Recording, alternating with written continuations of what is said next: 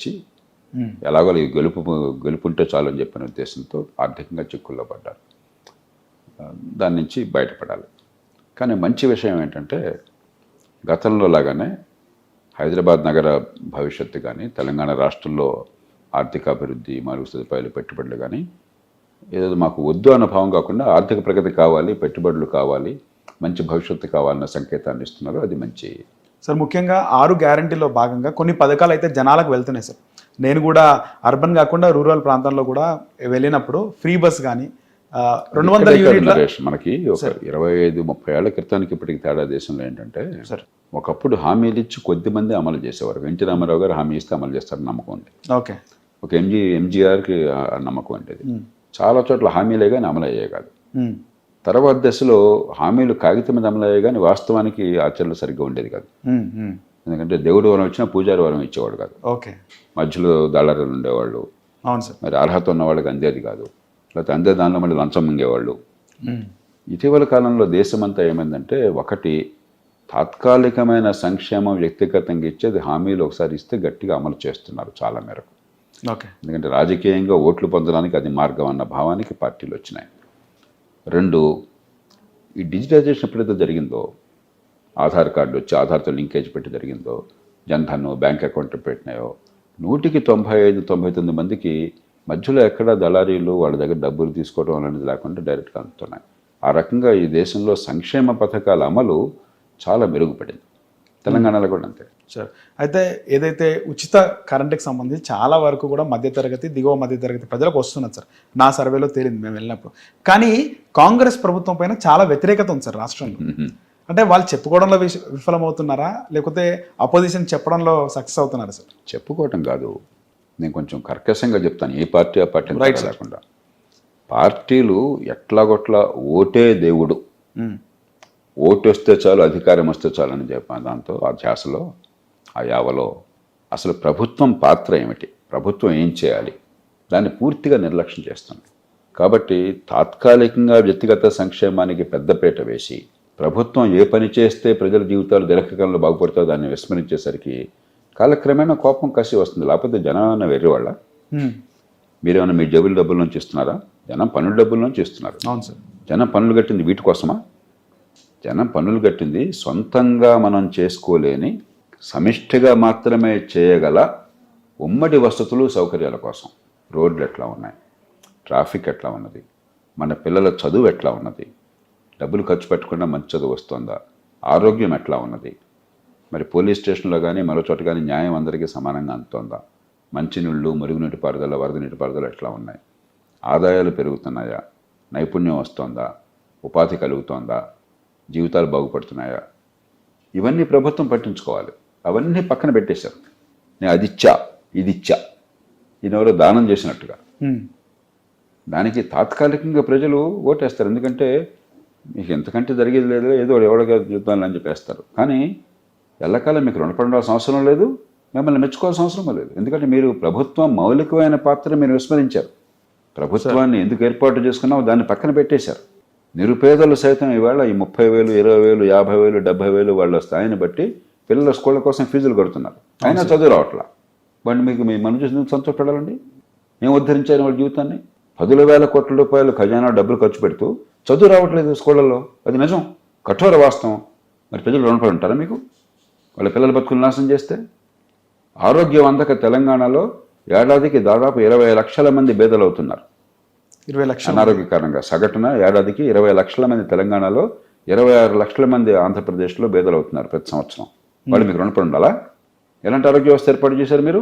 ఈ దేశంలో చట్టం పనిచేస్తుందా? బడుతున్నాడు దెబ్బరే. హైదరాబాద్ దగ్గర ట్రాఫిక్ దగ్గర సరిగ్గా రద్దీ లేకుండా జరుగుతుందా? సాయంత్రం 6 గంటలకు ఎక్కడైనా డ్రైవ్ చేస్తే మీరంతా చాలా చాలా పెరిగిపోయింది సార్. చూస్తున్నారు కదా.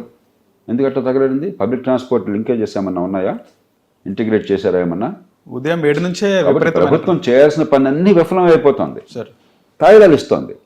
మీరేమంటున్నారు? తాయిలాలు ఇచ్చారు కాబట్టి గొప్పవాళ్ళు, వాళ్ళు చెప్పుకోవాలా, ప్రజలు నమ్మాలా, వాళ్ళని గౌరవించాలి. ఎందుకు గౌరవించాలి?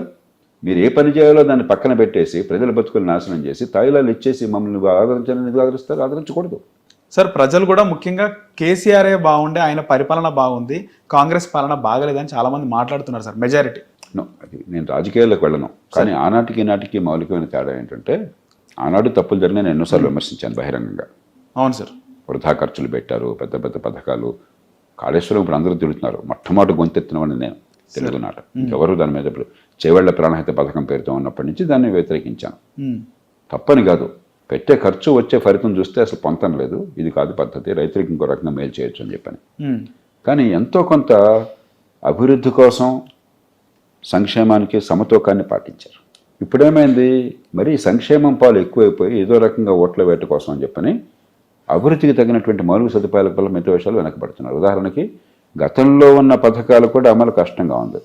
ఫీ రీయింబర్స్మెంటు ఏ కాలేజీని అడిగినా కూడా నాకు చెప్తున్నారు ప్రైవేట్గా డబ్బులు రావట్లా. మరి ఫీ రీయింబర్స్మెంట్ సంక్షేమ పథకమే కదా. అవును సార్. ఒకప్పుడు కాంగ్రెస్ ప్రభుత్వం పెట్టిందే కదా. అవును సార్. అమలు చేయలేకపోతున్నారు.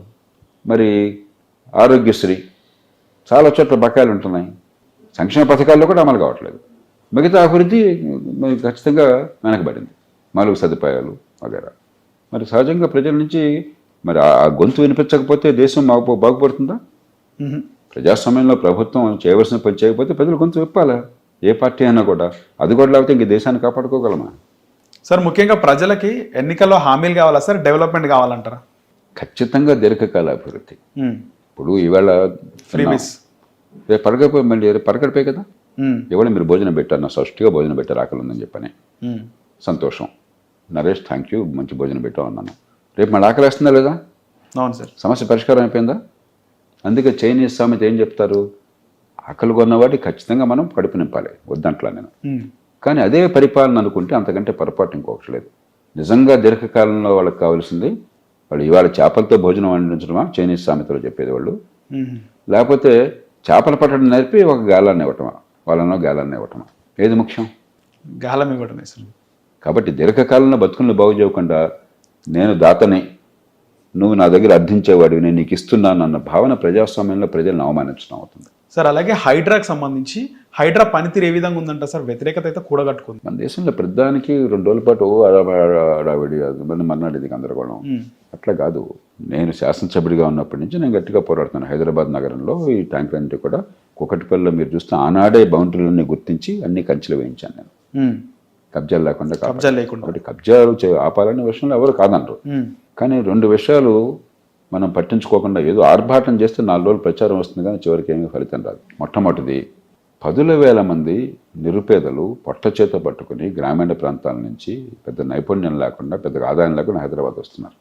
వాళ్ళందరికీ అక్కడ స్థానికంగా ఏదో చిన్న చిన్న ఇళ్ళు మరొకటి అక్కడ ఏర్పాటు చేసుకున్నారు. అవును సార్. ప్రభుత్వం ఆనాడు పట్టించుకోవాలి. చాలా చోట్ల వాళ్లే బిల్డింగ్స్ అప్రూవల్ ఇచ్చారు, పట్టించుకోవాలి. ఇప్పుడు అకస్మాత్తుగా గీత గీసి కూల్చి పారేస్తామంటే ఒక పేద దేశంలో ఇది ఆషామాషి కాదు. వాళ్ళ జీవితాల సంగతి ఏంటి, వాళ్ళ ప్రత్యామ్నాయం సంగతి ఏంటి, ప్రతిఘటన వస్తుంది. మీ తప్పుల వల్ల వచ్చినాయి ఇవన్నీ కూడా. మీరందరూ కూడా లంచాలు మెనగడం వలనో లేకపోతే మీకు ఉదాసీనంగా ఉండటం వల్ల వివిధ కారణాల వల్ల ఆక్రమణలు వచ్చినాయి. కాబట్టి ట్రైన్కి అడ్డుపడుతోంది, మరి దీనివల్ల ప్రవాహం ఆగిపోతే మొత్తం మురుగునీరు పారుదల కానీ లేకపోతే మరొకటి కానీ వర్షం నీరు పారుదల కానీ నాశనం అయిపోతుంది అన్నప్పుడు గట్టిగా పట్టించుకోవాలి. ఉదాహరణకి నాకు బాగా గుర్తుంది, నేను శాసనసభ్యుడిగా ఉండగా డ్రైన్ మీద ఒక ప్లాట్ఫామ్ కట్టేసి 3 అంతస్తుల బిల్డింగ్ కట్టేశారు. డ్రైనేజ్ పైన, డ్రైన్ మీదే. డ్రైన్ పక్కన ఒక గజం ఆక్యుపై చేయడం కాదు. అప్పుడు నేను మున్సిపల్ కమిషనర్ చెప్పాను, లోకల్గా వాళ్ళు డిప్యూటీ కమిషనర్ వీళ్ళు చేయలేరు, ఈ జోనల్ లేకపోతే డిప్యూటీ కమిషనర్లు ఒత్తిడిలోకి పోవాల్సి వస్తుంది, మీరు మున్సిపల్ కార్పొరేషన్ సెంట్రల్ ఆఫీస్ నుంచి స్క్వాడ్లను పంపించేసి ఇలాంటివి తొలగించండి చెప్పాను.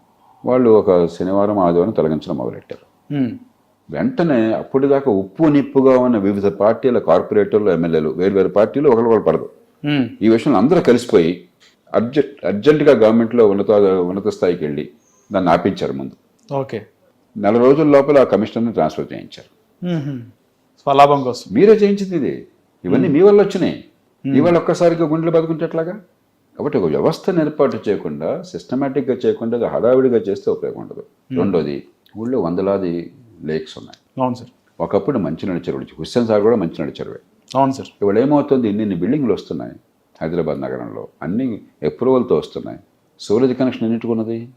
హైదరాబాద్ నగరంలో ఉన్నటువంటి 27 లక్షల ఇళ్ళుంటే, కుటుంబాలుంటే, ఇళ్ళు కాదు కుటుంబాలు, హౌస్ హోల్డ్స్ అంటాం. 9 లక్షలు 10 లక్షలు దాటి మీకు సూరజ్ కనెక్షన్ లేవు. 10 లక్షల వరకు కూడా. మిగతా 15-16 లక్షలకి 23 లక్షలు అనుకుంటాను ఇల్లు ఉంది. Okay. 9 లక్షలకు సౌరజ్ కనెక్షన్ ఉన్నాయి. మిగతా 14-15 లక్షల ఇళ్ళకి సౌరజ్ కనెక్షన్ లేదు, మురుగునీటి పారుదల లేదు. మీరేం చేస్తున్నారు? ఏదో అక్కడ సూవేజ్ ట్రీట్మెంట్ ప్లాంట్ పెట్టిన మరొకటి కాగితం మీద పెడుతున్నారు, ఒకటి కాగితం మీద చూపెడుతున్నారు. కానీ పక్కన ఉన్న లేక్లోకి మలమూత్రాలు పైపు చేస్తున్నారు. అవన్నీ మీరు చేశారు. అవన్నీ సరిచేయకుండా మీరు లేకులను ఉద్ధరించేది ఎట్లా ఉంటుంది? ఇది ఒక్కరోజు జరిగే పని కాదు, ఒక ఆటోతో అయ్యే పని కాదు. మొత్తం మీ మురుగునీటి పారుదల వ్యవస్థను పూర్తిగా సరిదిద్దారు. అలా చేయకుండా లోతైనటువంటి పరిశీలనతో, ఆలోచనతో, ముందు చూపుతో చేయకుండా ఆర్భాటంతో మొదలెడితే 2 రోజులు ప్రచారం అవుతుంది, 3వ రోజు చెడు పేరు వస్తుంది. సార్, ముఖ్యంగా రాష్ట్రంలో కూడా రీసెంట్గా కులగణనకు సంబంధించిన రిపోర్ట్ని అసెంబ్లీలో ప్రవేశపెట్టారు సార్. ఒక క్వశ్చన్ రేజ్ అవుతుంది సార్, కులగణన అసలు ఎవరు చేయమన్నారు? ముఖ్యమంత్రి రేవంత్ రెడ్డి సర్కార్ని కులగణనలో వారి పార్టీ చేయమంది, వారి పార్టీ నాయకుడు చేయమన్నారు. ఎందుకు అన్న ప్రశ్న అడగండి మీరు. అది ఎందుకు సార్, ఎందుకు చేయించారు? నేను నిర్మోహమాటంగా మొట్టమొదటి చెప్తున్నాను, కులగణన వల్ల పేదలకు జరిగే ప్రయోజనం ఏమాత్రమూ లేదు. ఎందుకంటే రిజర్వేషన్లకి కులగణనకి సంబంధం లేదు. ఈ దేశంలో పార్టీలన్నీ కూడా ఏ రాజకీయ విభేదాలు లేకుండా 1950 నుంచి రాజ్యాంగం అమలైన నాటి నుంచి వెనకబడ్డ తరగతులకు కానీ, దళితులకు కానీ, ఆదివాసీ రిజర్వేషన్లకు కట్టుబడినారు. మీరు చూడండి, ఏకగ్రీవంగా దేశమంతా రాజకీయంగా రిజర్వేషన్కి ఏర్పాటు చేశారు. అవును సార్. రాజ్యాంగం చెప్పింది ఏమిటి? అందరినీ కూడా విద్యలో కావచ్చు, ఉద్యోగాల్లో కావచ్చు, కులం, మతం, లింగం, ప్రాంతం ఈ వివక్ష లేకుండా సమానంగా చూడాలి. అది మొట్టమొదటి ప్రిన్సిపల్. కానీ ఈ కానీలో ఉంది. కానీ విద్యాపరంగా కానీ, ఆర్థికంగా కానీ వెనుకబడ్డ తరగతులు ఉన్నట్లయితే వారికి ప్రత్యేక రాయితీలు కల్పించవచ్చును. మౌలిక సూత్రం అందరినీ సమానంగా చూడాలి, కానీ కొన్ని ప్రత్యేక రాయితీలు కల్పించవచ్చును. అంటే అర్థం ఏంటి? రాయితీలు సమానత్వాన్ని మింగేయకూడదు, ఎక్కడో చోట ఒక బ్యాలెన్స్ ఉండాలి. అందుకని సుప్రీంకోర్టు ఏమన్నది? 50% వరకు రిజర్వేషన్లు ఇచ్చేద్దాం. అది రీజనబుల్లే కదా. అటు సమానత్వాన్ని కాపాడినట్టుంది, అసమానుల మధ్య సమానత్వం సాధ్యం కాదు కాబట్టి రాయితీలు ఇచ్చినట్టు ఉంది. అంతే, అన్ని రాయితీలు పెట్టేస్తే ఇంకా సమానత్వం ఏముంది సమాజంలో? అవును సార్. కాబట్టి దాన్ని దాటే అధికారం ఎవరికి లేదు, ప్రభుత్వానికి లేదు. 50%కి వచ్చేసాం మనం. రిజర్వేషన్లు దీనిలో వేలం పెరిగేది తగ్గేది ఏమి ఉంటుంది, ఒకటి. ఓకే. 2, ఏ వ్యక్తికి వస్తుందని చెప్పన్నది వారి వ్యక్తుల కులం సర్టిఫికేటు, తర్వాత వాళ్ళ ఆదాయము వగేరా దాన్ని బట్టి వస్తుంది తప్ప మీ కులగణన వచ్చేది ఏం లేదు. కాబట్టి ఎందుకు చేసినట్టు? ఇది రాజకీయ సమీకరణ కోసం కులాన్ని ఆయుధంగా వాడుతున్నారు. మామూలుగా రాజకీయ సమీకరణ కోసం మీ పన్నుల డబ్బు ఎంత తీసుకున్నాము, ఈ డబ్బుని ఈ రకంగా ఖర్చు పెడితే మీ జీవితాలు ఎట్లా బాగుపడ్డాయి, మీ అందరికి ఉమ్మడి సేవలు ఎట్లా అందినాయి, మీ పిల్లల బతుకులు ఈ రకంగా బాగుపడుతున్నాయి, విద్య ఎలా అందుతోంది, ఆరోగ్యం ఎట్లా అందుతోంది, ఉపాధి ఎట్లా కలుగుతుంది, ఆదాయం ఎట్లా పెరుగుతుందని చెప్పుకోగలగాలి. అదేమీ లేకుండా ఎలక్షన్ వచ్చిందని చెప్పంటే కుల మహాసభలు, నాయకులంతా కుల మహాసభల్లో వచ్చి ఒక్కో కులం గురించి మాట్లాడతారు. ఎలక్షన్లో మన ఇచ్చే హామీలు కుల గణన, అదేదో అద్భుతమైనట్టుగా. నేను నిశ్చయంగా చెప్తాను కెమెరా ముందు సార్, ఇంకో సంవత్సరం ఆగి చూడండి, కులగణాల వల్ల ఈ కులాల ప్రజలకి ఏం మేలు జరిగిందో ఒక్కటి నాకు చూపెట్టండి. నేను సవాల్ చేస్తున్నాను బహిరంగంగా. ఇది కేవలం రాజకీయంగా కులం తప్ప దేని చోటు ఇంకో రకంగా రాజకీయం నడిపినటువంటి పార్టీలు కులం పేరుతో రాజకీయ సమీకరణ కోసం చేస్తున్న సన్నాహం తప్ప దీనికి ప్రజల ప్రయోజనాలకి ఏమాత్రం సంబంధం లేదు. మరొకటి వినిపిస్తుంది సార్, ఇంకొక మాట, పుట్టుకతో వచ్చిన వివక్ష ఖచ్చితంగా పోవాలి. నేను జీవితంతో పోరాడుతుంది. అందుకని పొద్దున్న సాయంత్రం నేను మాట్లాడేది విద్య ఆరోగ్యం. అవును సార్. విద్య వల్ల కలిగే నైపుణ్యం, ఉపాధి, ఆదాయం, దానికి 100 రూపాయలు నేను కట్టుబడినాను. అది పక్కన పెట్టండి. మనం ఈ దేశంలో ఎవరన్నా నేను ఫలానా కులంలో పుట్టాలని కోరుకుని పుట్టారా? లేదు సార్. మీరు కానీ నేను కానీ లేదు సార్. వాడికి 10-15 ఏళ్ళు వచ్చిన తర్వాత ఫలానా కులంలో అని చెప్పామన్నాడు. అవును సార్. కాలక్రమేణా మనం ఎలాంటి స్పృహ వాళ్ళకు ఉండాలి? ఎక్కడ పుట్టినా, ఏ కుటుంబంలో పుట్టినా, ఏ కులం పేరుతో పుట్టినా, నా తెలివితేటలు, నేను పడే కష్టము, నా వల్ల జరిగే పని వల్ల నాకు గుర్తింపు ఉండాలని మీరు కోరుకుంటారు కదా. అంతే సార్. అలా కాకుండా నరేష్ మీ అమ్మ నాన్న ఫలానా కులం, నువ్వు ఇది అని అది తప్ప నీకేం లేదని అంటే నీకు గౌరవం ఉంటుందా? లేదు సార్, ఉండదు. నాకు గౌరవం ఉంటుందా? కాబట్టి మన సమాజానికి ఏ సంకేతాన్ని ఇవ్వాలి? పుట్టుకొత్త వివక్ష తొలగించడం కోసం రిజర్వేషన్లు ఇద్దాం, రాయితీలు ఇద్దాం. కానీ నిన్ను సమాజం అంచనా వేసినప్పుడు కులం కాదు నీకు కావాల్సిన, నిన్ను కూర్చొని వాడుతున్నప్పుడు నీ కులం కాదు నీకు గుర్తు రావాల్సింది నీ ప్రతిభ, నీ ఆసక్తి, నీ అభిరుచి, నువ్వు పడే కష్టము, నీ వల్ల సమాజానికి ప్రయోజనము, దాన్ని బట్టి గుర్తింపు ఉండాలి. ఆ సంకేతాన్ని ఇవ్వాలా? ప్రతిరోజు పొద్దున్న సాయంత్రంగా నీ కులం ఇది, నీ కులం ఇది, నీ కులం ఇది గుర్తు చేయాలి మనకి. నేను ఫ్రాంక్గా అడుగుతున్నాను, ఎలాంటి సమాజాన్ని కోరుతున్నాం మనం? కేవలం ఇంకా రాజకీయ లబ్ధి కోసం ఇవన్నీ కూడా జరగడం జరిగింది. ఖచ్చితంగా. కానీ బీసీలను తక్కువ చూపించే ప్రయత్నం చేసిండ్రు కాంగ్రెస్ ప్రభుత్వం. ఓసీల శాతం పెంచినారు, బీసీలది చాలా తక్కువగా పెంచడం జరిగింది. నేను చెప్పలేను, నాకు తెలియదు. ఎందుకంటే ఆధారాలు లేకుండా నేను ఎప్పుడు మాట్లాడను. Right sir. కాబట్టి సర్వే ప్రామాణికంగా జరిగిందా జరగలేదా ఆ సంఖ్య కరెక్ట్ కాదన్నది చెప్పేటువంటి సాహసం నేను చేయను. కానీ సార్ గతంలో జరిగిన కులగణన రాజ్యాంగం ఏర్పడిన తర్వాత అది ఆప్ట్ అంటారా సార్? ఇప్పుడు జరిగిన కులగణకు దానికి ఏమన్నా ఉందంటారా? అంటే కరెక్ట్గా జరుగుతుందా సార్ కులగణన? అంటే గతంలో కూడా కులగణన జరిగినాయి. ఎందుకు జరిగినాయి? 2 కారణాలుగా. ఒకటి, ఫలాని కులం బీసీయా కాదా అని చూడడం కోసం చెప్పని ఊరికి నీ కులం ఏంటని జనాభా లెక్క కాదు, విద్య ఆర్థిక పరిస్థితి అంచనా వేసినందుకు సర్వేలు జరిపారు. అది జరగకపోతే మీకు బీసీగా చట్ట ప్రకారం రిజర్వేషన్లకు సాధ్యం కాదు. అది కులగణన కాదు, కులాల సోషియో ఎకనామిక్ సర్వే ఒకటి. రెండోది, స్థానిక ప్రభుత్వాల్లో బీసీ రిజర్వేషన్ ఉన్నప్పుడు కోర్టులు ఏం పట్టుబట్టినాయంటే ఏ ప్రాతిపదిక మీద మీరు ఇస్తున్నారని చెప్పి అడుగుతారు. కాబట్టి జనాభా సుమారుగా ఇంతమంది బీసీలు ఉన్నారు కాబట్టి ఇంత స్థాయిత్వం ఇస్తామని చెప్పడానికి అవకాశం ఉంది. ఈ రకంగా చేశారు తప్ప కులం చుట్టూ సమాజాన్ని తిప్పే ప్రయత్నం కొంత ఉంటుంది కులగణన చేసినప్పుడు. కానీ వెనకాల ఉన్నటువంటి ఉద్దేశం కులం చుట్టూ సమాజాన్ని తిప్పటం కాదు, రాజకీయ సమీకరణ కోసం కాదు. ఆ ప్రత్యేక పరిస్థితి వల్ల చేశారు. ఇప్పుడు ఏమిటంటే అసలు ఇదే ఒక పెద్ద సిద్ధాంతంగా మారుస్తున్నారు. కులగణనే మాకు ఇప్పుడు కాంగ్రెస్ పార్టీ వారిది, కులగణనే గొప్ప ఎజెండా, కులగణనే గొప్ప సిద్ధాంతం, కులగణనే గొప్ప ఏమంటారు ఫలితం, మేము సాధించినటువంటి ఘనకార్యం అంటున్నారు. అది చాలా విచిత్రంగా ఉన్న వాదన. సార్ ముఖ్యంగా 2009కి ముందు రాష్ట్రంలో కాంగ్రెస్ టీడీపీ 2 పార్టీలు ఉండే సార్. ఉమ్మడి రాష్ట్రంలో ఒక కొత్త పార్టీ వచ్చింది. ఆ పార్టీకి చాలామంది స్వచ్ఛందంగా పనిచేసినారు. అదే మీరు స్థాపించిన లోక్సత్తా పార్టీ. సో అలాంటి పార్టీ ఆ తర్వాత కొన్ని కారణాల వల్ల, కొన్ని సెంటిమెంట్ల వల్ల పక్కకి వెళ్ళిపోయింది సార్. అది వాస్తవం. చాలా ఆ సెంటిమెంట్ కనుక లేకుంటే ఈరోజు పార్టీ ప్రభుత్వం ఏర్పాటు చేసేది. సో మనం దేశ రాజధానిలో కూడా చూస్తాం. సో అలాంటిది ఇప్పుడు కొత్తగా రాష్ట్రంలో ఒక బీసీ నినాదం అనేది వినబడుతుంది సార్. అంటే బీసీలకు రాజ్యాధికారం రావాలి, బీసీ ముఖ్యమంత్రి కావాలి అని తీన్మార్ మల్లన్న లాంటి వాళ్ళు మాట్లాడుతున్నారు. ఇది కేవలం టైం పాసా, ఏదైనా పదవి కోసమా, లేదా నిజంగా చిత్తశుద్ధం కాదు? గతంలో కూడా ఈ డిమాండ్స్ ఉన్నాయి. ఇప్పుడు వైవిధ్యభరితమైన సమాజంలో ఖచ్చితంగా ప్రజా ప్రాతినిధ్యంలో కానీ రాజ్యాధికారంలో కానీ వాటా ఉండాలని కోరుకోవటం అనేది సహజమైన కోరిక.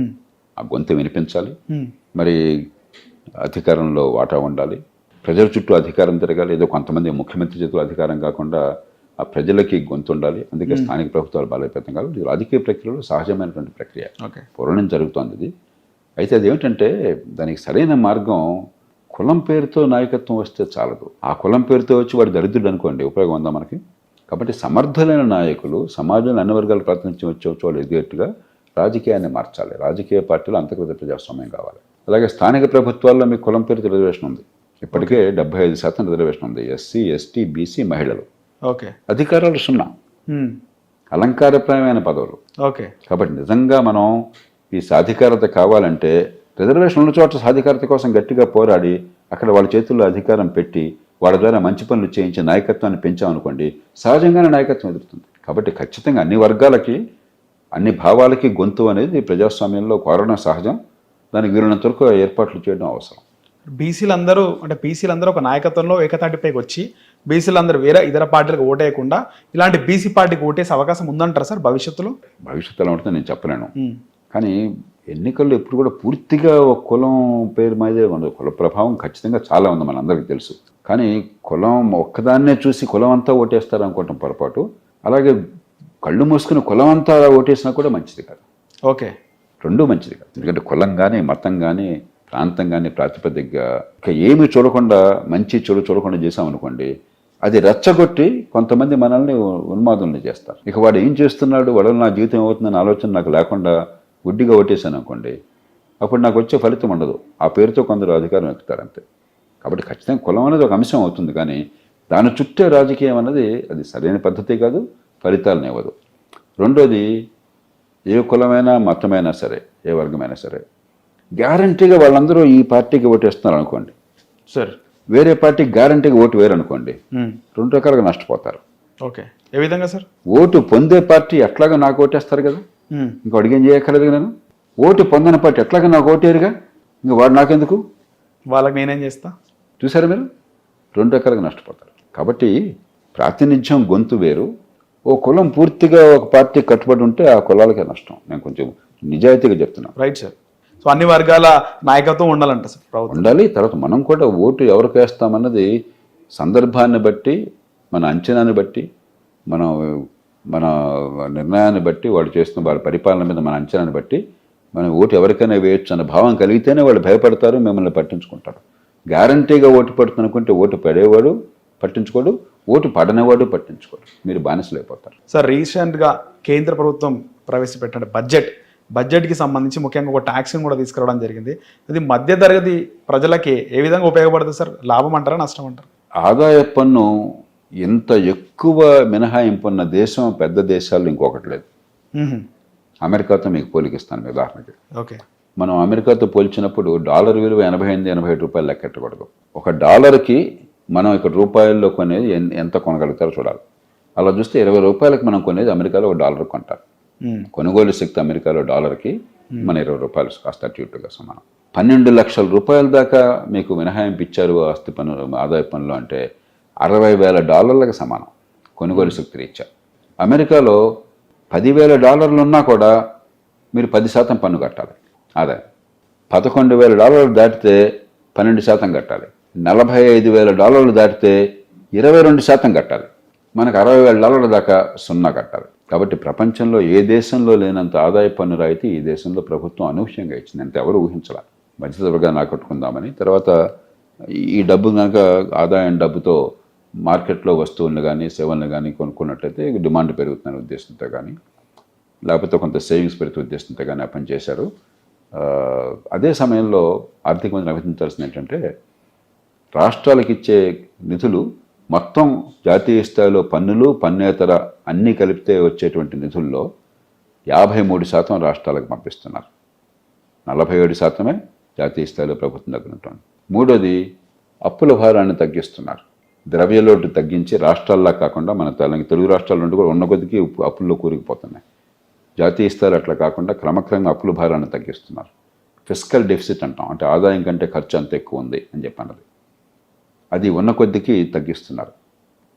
ఇప్పుడు నడుస్తున్న సంవత్సరం రేపు మార్చి 31 దాకా 4.8% తగ్గించారు జీడిపిలో. వచ్చే సంవత్సరం 4.4% చేస్తున్నారు. ఒకప్పుడు 9.2% ఉన్నది 4 ఏళ్ల క్రితం. అదే సమయంలో పెట్టుబడులు పెంచారు. రికార్డు స్థాయిలో వరుసగా 3 ఏళ్ల పాటు పెట్టుబడులు దేశంలో పెంచారు. రాష్ట్రాలు కూడా పెట్టుబడుల కోసం గణనీయంగా డబ్బులు ఇస్తున్నారు. కాబట్టి ఆ రకంగా చూస్తే ఆర్థిక క్రమశిక్షణ విషయంలో ఇది చాలా ప్రశంసనీయమైన బడ్జెట్.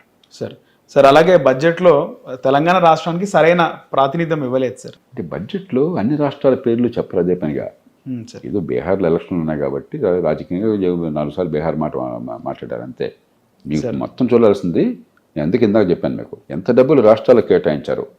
25,60,000 కోట్ల రూపాయలు రాష్ట్రాలకు జాతీయ స్థాయి నుంచి నిధులు అందుతున్నాయి. 25,60,000 కోట్ల రూపాయలు ఇవన్నీ రాష్ట్రాలకు వస్తున్న డబ్బులే.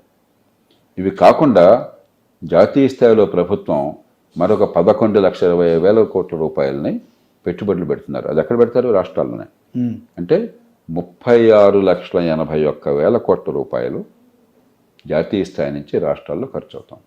ఇది ఏదో రాష్ట్రంలో ఖర్చు అవుతుంది కదా. అవును సార్. మీరు విడివిడిగా పద్ధతులు చూస్తుంటే వస్తుంది. కానీ 4 సార్లు తెలంగాణ పేరు చెప్తే ఆంధ్రప్రదేశ్ పేరు చెప్తే ఉబ్బిపోవటము, పేరు చెప్పకపోతే తగ్గిపోవడం కాదు. అసలు ఏం జరుగుతుందో మనం గణాంకాలు తెలుసుకోవాలి సార్. ముఖ్యంగా రాష్ట్రంలో 8 మంది భారతీయ జనతా పార్టీకి సంబంధించిన ఎంపీలు ఉన్నారు సార్. కేంద్రంలో అధికారంలో ఉంది. సో వాళ్ళ వల్ల ఎలాంటి ఉపయోగం జరుగుతుందంటే ఏం చెప్తారు సార్? అది వారు చెప్పాలి, నన్ను అడిగితే ఎట్లాగా సార్. అంటే ఏమైనా జరుగుతుందని సార్ సంవత్సరం దాదాపు సంవత్సరం. ఇప్పుడు మన దేశంలో ఏ పార్టీ అధికారంలో ఉన్నా కూడా రాష్ట్రంలో జిల్లాల విషయం కావచ్చు, దేశంలో రాష్ట్రాల విషయం కావచ్చు, ఎవరికి అన్యాయం చేయలేరు. మనం ఆ స్థాయి దాటిపోయాం సార్. ఒకప్పుడు అట్లా ఉండేది. ఒకప్పుడు ప్రధానమంత్రి గారు మరొకరు తలుచుకుంటే ఇందిరాగాంధీ దగ్గర కాలంలో ఇతర కాలంలో ఈ రాష్ట్రంలో కావాలంటే ఇచ్చేవాళ్ళు, ఇంకో రాష్ట్రం కాదంటే కాదనేవాళ్ళు. ఒక రాష్ట్రంలో కావాలంటే పెట్టుబడి పెట్టేవాళ్ళు, ఇంకో రాష్ట్రం లేదు. అంత ఇష్టం వచ్చినట్టు లైసెన్స్ రాజ్యం ఉండేది. ఇప్పుడు అట్లా కాదు. ఇప్పుడు అన్ని రాష్ట్రాలకి ఒక ప్రత్యేక ప్రతిపత్తి ఉన్న కొన్ని రాష్ట్రాలకేమో కొన్ని ప్రత్యేకంగా 11 రాష్ట్రాలు ఉన్నాయి. ఈశాన్య భారతంలో రాష్ట్రాలు, తర్వాత సిక్కిము, ఆ తర్వాత ఉత్తరాఖండ్, హిమాచల్ ప్రదేశ్, జమ్మూ కాశ్మీర్. ఈ వేరు. అన్ని పార్టీలు ఏ అంగీకారానికి వచ్చినా వాళ్ళకి ప్రత్యేకంగా కొంత ఇచ్చేస్తారు. మిగతా రాష్ట్రాలంటికి కొన్ని పద్ధతుల ప్రకారం అండలు వెళ్ళిపోతాయి. ఒకళ్ళు ఎక్కువ ఒకళ్ళు తక్కువ ఉండదు. కాబట్టి పూర్వకాలంలో లేదు. ఆ పరిస్థితి పూర్తిగా దాటిపోయాం. సహజంగానే పార్టీలు ఒకటి దేశంలో న్యాయం జరగాలి, కొంత ఫార్ములా ప్రకారం చేయాలి. రెండోది రాజకీయంగా మన పరపతి పెంచుకోవాలి, ప్రభావం పెంచుకోవాలి. ఈ 2 కారణాలతో సహజంగానే గట్టిగా పోటీ పడతారు. అలాగే రాష్ట్రం లోపల కూడా ఇప్పుడు కొన్ని జిల్లాలు మాకు రాలేదంటారు. అది వాస్తవం కాదు. అది మన దేశంలో వనరుల్లో పంపిణీ వరకు చాలా నిజాయితీగా సమర్థంగా జరుగుతుంది. వనరుల వినియోగం ఎట్లా ఉందో వేరే విషయం. దానిలో అవినీతి ఎంత ఉంది, సద్వినియోగం చేస్తున్నారా, మరొక పథకాలు ఉన్నాయో అది వేరే విషయం. కాబట్టి ఇవన్నీ ఊరికేంటి ఏదో మాట్లాడుతుంటాం మనం, దీని వాస్తవాలు కాదు సార్. సార్ దేశ రాజధాని ఢిల్లీలో వేశారు ప్రజలు భారతీయ జనతా పార్టీ వైపు ఉన్నట్టు తెలిసింది. మొన్న వాళ్ళ తీర్పు కూడా భారతీయ జనతా పార్టీకి ఓటు వేయడం జరిగింది. కానీ చాలా వరకు కూడా ఆమ్ ఆద్మీ పార్టీ కూడా ఈసారి గెలుస్తుంది, ముచ్చటగా మూడోసారి హ్యాట్రిక్ కొడుతుందని కూడా సర్వేలు వచ్చినాయి సార్. ఏం చెప్తారు సార్ ఈ రిజల్ట్ పైన? అంటే మన ఎన్నికల వ్యవస్థ first past the post system అంటాం. అంటే ఒక కోటి ఎక్కువ ఉంటే గెలుపు, ఒక కోటి తక్కువ ఉంటే ఓటమి. అప్పుడు ఏమవుతుందంటే కొద్దిపాటి ఓట్ల తేడా ఉన్నా కూడా సీట్ల సంఖ్య చాలా పెద్ద ఎత్తున మార్పు ఉండొచ్చు. అవును సార్. మనకి అందిన సమాచారం ప్రకారం, తుది సమాచారం నేను చూడలేదు, వస్తే 2% తేడా ఉంది రెండు పార్టీలకు మధ్య. 2%? ఓట్ల శాతం 2% తేడా, కానీ సీట్ల శాతం వచ్చేసరికి 48-22 అయింది. అవును సార్. మన ఎన్నికల వ్యవస్థ అట్లాంటిది. కాంగ్రెస్ పార్టీ పెద్దగా బరిలో లేకుండా పోయాయి కొద్దిపాటి తప్ప. కాబట్టి ప్రధాన పార్టీ రెండే ఉన్నప్పుడు 2-3% తేడా ఉన్నా కూడా ఓట్ల సీట్ల శాతం గణనీయంగా మారిపోతుంది. అంతే తప్ప ఇదేమి ఏకపక్షంగా జరిగిన ఎన్నిక నేను అనుకోవట్లా. అది 2% అనేది పెద్ద ఎక్కువ తేడా కాదు. 3% అనేది. కాంగ్రెస్ ఆమ్ ఆద్మీ పార్టీ కలిసి పోటీ చేయించుంటే సార్ ఫలితం వేరే విధంగా ఉండేదా సార్? చెప్పలేము, మనం అనుకున్నట్టుగా ఉండదు. ఇప్పుడు అధికారంలో ఉంది ఆమ్ ఆద్మీ పార్టీ. అవును సార్. కాబట్టి మామూలుగా ఏమవుతుందంటే అధికారంలో ఉన్న పార్టీ ఓట్లు అధికారంలో ఉన్న పార్టీకి ఉంటాయి, అధికారానికి ఆ పార్టీకి వ్యతిరేకంగా ఓట్లు ఉంటాయి. ఇప్పుడు ఎప్పుడైతే ఇంకో పార్టీ ఉందో ఆమ్ ఆద్మీ పార్టీ వ్యతిరేక ఓట్లు చీలు ఉండొచ్చు. ఇప్పుడు ఎవరు లెక్కలు వాళ్ళు వేసుకుంటారు. వాస్తవానికి చీలే సార్. అంటే ఢిల్లీ అసెంబ్లీ చూసుకుంటే సార్, ఢిల్లీ అసెంబ్లీలో అక్కడ అరవింద్ కేజ్రీవాల్ పోటీ చేసినారు, అక్కడ పర్వేష్ సింగ్ వర్మ ఆయనకు వచ్చిన మెజారిటీ 1800 సార్. వేరే కాంగ్రెస్ పార్టీ క్యాండిడేట్ సందీప్ దీక్షిత్కి 3000 పైచీలకు ఓట్లు వచ్చినాయి సార్. వచ్చినాయి, కానీ ఈ 3000 మంది అరవింద్ కేజ్రీవాల్కి ఓటేసారని మీరు చెప్పలేరు. ఆయనకు వేసేవాళ్ళు అలాగే వేసిండేవాళ్ళు. ఓకే, ఆయనకు వ్యతిరేక ఓటే చీలు ఉండొచ్చు కూడా. కాబట్టి ఇవన్నీ మనం ఊరికి అరిథమెటిక్గా అంచనా వేస్తే జరిగేది కాదు. పార్టీలు పోటీలో ఉన్నాయి, ప్రజలు ఓటు వేశారు, ఒకరు నెగ్గారు ఇంకోటి నెగ్గలేదు. నెగ్గితే బులబాటం అక్కర్లేదు, నెగ్గకపోతే బాధ అక్కర్లేదు, తీర్పును స్వీకరించాలి. సార్ ఇక్కడ డిఫరెన్స్ ఏంటంటే సార్, 2014 నుంచి పార్లమెంట్లో బీజేపీకి ఓటేస్తున్నారు సార్.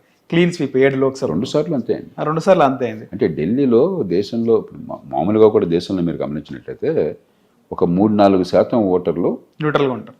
దేశానికి ఒక రకంగా, రాష్ట్రానికి ఒక రకంగా వేస్తారు. ఉదాహరణకు 2009లో నాకు బాగా గుర్తున్నది, మన్మోహన్ సింగ్ గారు ప్రధానమంత్రిగా మళ్ళీ ఎన్నిక జరిగినప్పుడు రాష్ట్రము దేశం ఒకసారి జరిగినాయి. రాష్ట్రంలో రాజశేఖర్ గారు మళ్ళీ ప్రభుత్వంలోకి వచ్చారు, మన్మోహన్ సింగ్ గారు ప్రభుత్వంలో మళ్ళీ వచ్చారు. కానీ అసెంబ్లీకి పడ్డ ఓట్ల కంటే కాంగ్రెస్ పార్టీకి లోక్సభ ఓట్లు ఎక్కువ. అప్పుడు ఆనాడు కూడా 2009లో. హిట్ టీవీ యాప్, ఇందులో short news, live news, entertainment shows, movies, digital magazines తో పాటు మీ జిల్లా వార్తలను కూడా ఫ్రీగా చూడొచ్చు. ఇంకెందుకు ఆలస్యం, వెంటనే హిట్ టీవీ యాప్ ని డౌన్లోడ్ చేసుకుని ఫ్రీగా ఎంటర్టైన్మెంట్ పొందండి. Hit TV app. Hit TV app. Please download hit TV app. Hit TV app ని ఫ్రీగా డౌన్లోడ్ చేసుకుని ఎంజాయ్ చేయండి. మీకు నచ్చిన ఎంటర్టైన్మెంట్ కోసం హిట్ టీవీ యాప్ ని ఫ్రీగా డౌన్లోడ్ చేసుకుని ఎంజాయ్ చేయండి. హిట్ టీవీ యాప్ ని డౌన్లోడ్ చేసుకుని ఆస్వాదించండి, ఆశీర్వదించండి. ఇంతమంది సెలబ్రిటీలు హిట్ టీవీ యాప్ ని డౌన్లోడ్ చేసుకోండి అని చెప్తున్నారంటే ఎంత మంచి యాప్ ఆలోచించండి. అమెరికా అమెరికా అమెరికా అమెరికాలో చదవాలనుకునే వాళ్ళకి విశ్వసనీయమైన పేరు మన శౌర్య కన్సల్టెన్సీ. UK లో 1 year masters. UK లో 1 year masters. 2 years work permit up to 5 years visa. Contact Saurya Consultancy. Contact 89851 89851.